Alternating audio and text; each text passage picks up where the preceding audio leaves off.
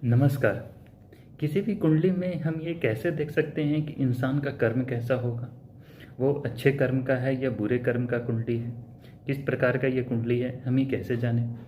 ऐसे तो अमूमन जो लोग पत्रिका देखते हैं वो सीधा सीधी शनि को देखते हैं और दशम स्थान को देखते हैं, उससे बताते हैं आपका ये कर्म ऐसा है। जबकि ये जो पद्धति है बिल्कुल गलत पद्धति है।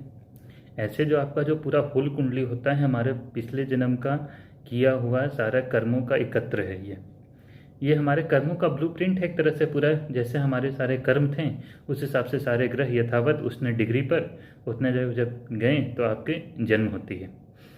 तो अगर कुंडली में अगर आपको देखना है कि इंसान का कर्म कैसा है, उसके लिए आपको सबसे पहले जो देखना होता है वो बृहस्पति को देखना होता है। मैं ऐसा क्यों कह रहा हूँ? क्योंकि बृहस्पति जो होता है वो कुंडली के काल पुरुष का जो कुंडली होता है वो मेष लगन का कुंडली होता है। नवम भाव और द्वादश का उसमें स्वामी बनता है। 9 नंबर राशि और 12 नंबर राशि कुंडली के 12वें घर में आती है, ठीक है। और उस दोनों के बीच में दसम स्थान और 11वां स्थान कर्म और लाभ, दोनों को बीच में शनि का दोनों राशि आता है। एक मकर राशि आता है, कुंभ राशि आता है। तो मकर राशि और कुंभ राशि के दोनों आगे और पीछे वे बृहस्पति का राशि है। मतलब बृहस्पति देव ने शनि देव को कंट्रोलर है।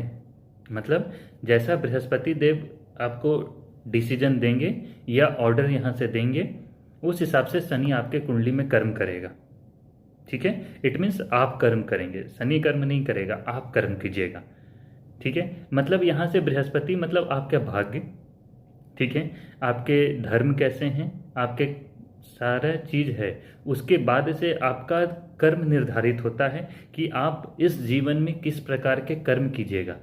तो कुंडली में यदि आपको किसी भी इंसान के यदि कर्म देखना है तो आपको सबसे पहले बृहस्पति और शनि को देख लेना होगा। बृहस्पति और शनि जो होता है पूरा होल कुंडली का सारा चीज वो बता देगा कर्म कैसा है। इसके साथ साथ राहु केतु का एक्सिस देख लीजिए। राहु केतु हमारे पिछले जन्म के पुण्य और पाप का है। अगर ये 4 प्लैनेट को अगर आपने अकेले डिकोड कर दिया तो उस इंसान का पूरे जीवन का आप कर्म बता दीजिएगा कि किस कर्म बंधन से आया है और कहाँ ये आगे जाएगा, ठीक है। आप इसको डिकोड कीजिए, फिर उसके बाद आगे बताएंगे नेक्स्ट वीडियो में। धन्यवाद।